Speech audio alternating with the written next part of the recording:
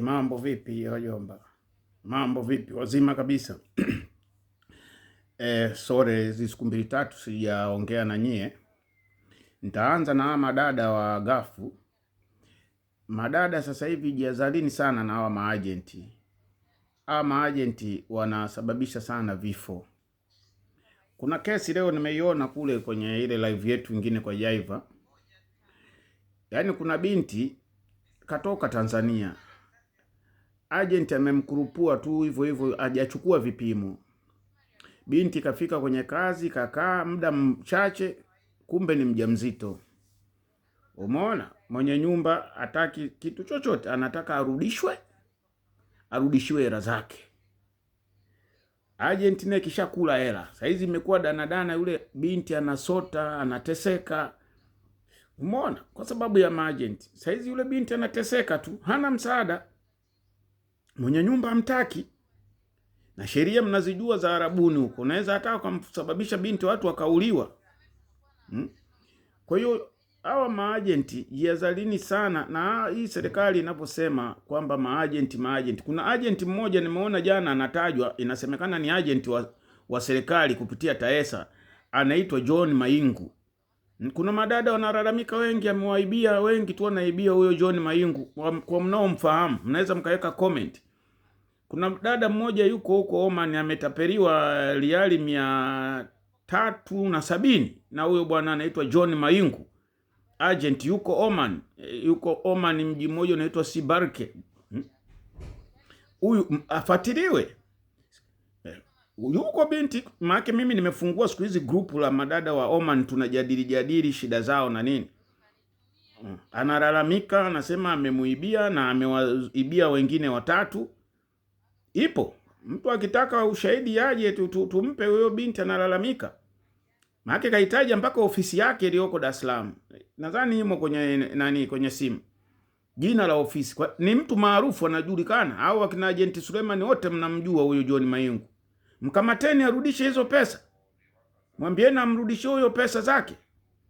Kwa nini mnawaacha tu? Nyie kazi yenu kuwashutumu mabinti tu kila siku, wao wanatoroka.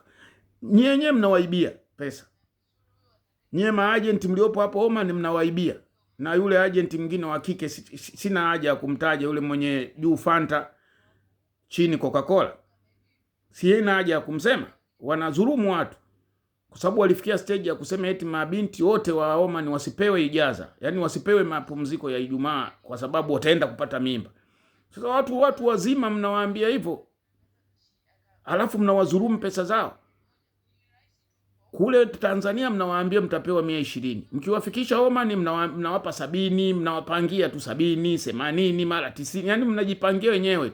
Na kazi mnawapa mnazojua wenyewe. Kule mnawaambia mtalea watoto, huku mnawaambia kuna makazi mengine ya majini tu, sijui kuosha nyoka, kutawaza mbuzi, sijui kufukiza sungura, udi, kulisha paka 60. Makazi gani haya?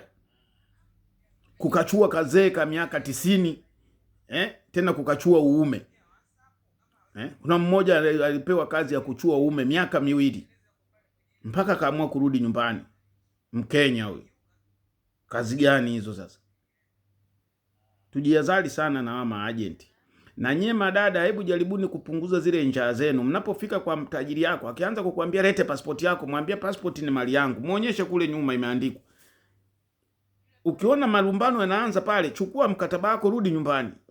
Njaa, yani mtu unaona ukirudi utaikosa ile hela, afu baadaye unakufa. Mnachomwa pasi. Angalia Aisha Makame amekufa. Mwanamvua amekufa.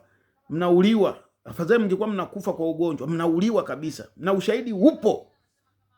Hakuna longolongo wala sija agent akajitokeza kuleta kama mdomo. Ushahidi upo. Mwanamvua ameuliwa, ushahidi tunaupata kwa Kuruthumu, ambaye ni shangazi yake. Aisha Makame amekufa kwa kudhulumiwa roho yake. Kwa sababu ushahidi tunaupata kwa sababu mmeficha maiti, mmeficha mpaka zile taratibu za kwamba anapatikana nyumba gani, mmeficha kila kitu. Mmekuja tu na hoja kwamba ameoza wiki 3. Ameoza wiki 3 wapi? Nyumba namba ngapi? Mwenye nyumba ni nani? Ile nyumba aliyofia. Mmeshindwa kuwapa hata taarifa ndugu zake. Mnatudanganya tu. Yule kibinti wa Kondoa, amekufa na kichaa cha mimba. Baba mtu amegoma kabisa. Alafu mnamkimbizia baba mtu, mnampa milioni 1 kumpoza. Ujinga. Baba mtu tukamfuata kule sisi kwenda kumuhoji kwenye live yetu. Sivyo hivyo mlivyokuta. Kumbe mmemdhulumu pesa za mwanae za miezi 5, begi lake la nguo mmeiba nguo zote, mmeacha sijui 30,000. Sikasema yote. Nendeni kwenye peji yangu mtasikia. Yote hapo.